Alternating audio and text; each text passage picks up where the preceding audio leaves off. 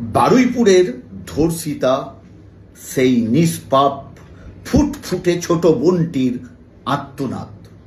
কবিতার নাম বারুইপুরের ধর্ষক পেল ধর্ষণের পুরস্কার। বারুইপুরের ধর্ষক পেল ধর্ষণের পুরস্কার, নির্দোষ সার্টিফিকেট আর 25 লক্ষ টাকা। তাই নাবালিকা ধর্ষিতার ছোট্ট এক অভিমান, আমার ন্যায় বিচারের ঝুলি কেন ফাঁকা?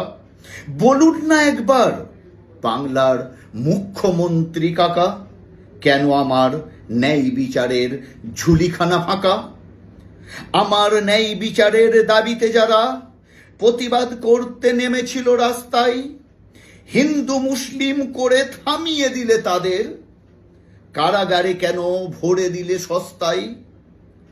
ন্যায় বিচারের তরে আমি এখনো দাঁড়িয়ে রয়েছি বারুইপুরের সেই জনবহুল রাস্তায়।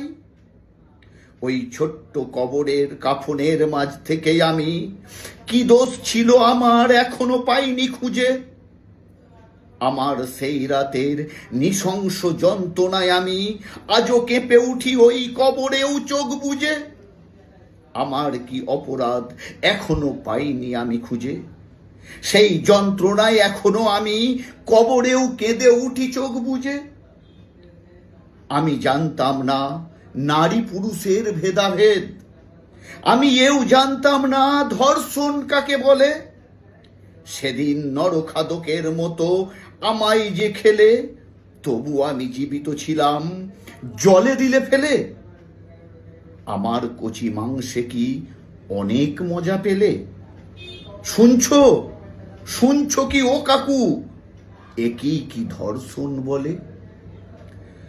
তোমাদের বিচারের আশা আমি আর করি না, কারণ জেনে গেছি তোমাদের রাজনীতির ছলনা। আমার আল্লাহর কাছে দেব তোমাদের বিচার, তখন তোমরা যেন আমায় কিছু বলো না। জেনে গেছি আমি দোষীদের আড়াল করার তোমাদের সাজানো ওই নোংরা রাজনীতির ছলনা। যদি ভালো লাগে তাহলে অবশ্যই বেশি বেশি করে শেয়ার করে এই ধর্ষণের মতো জঘন্যতম অপরাধের প্রতিবাদ করবেন। সকলে সুস্থ থাকুন, ভালো থাকুন এই কামনা করি। ধন্যবাদ।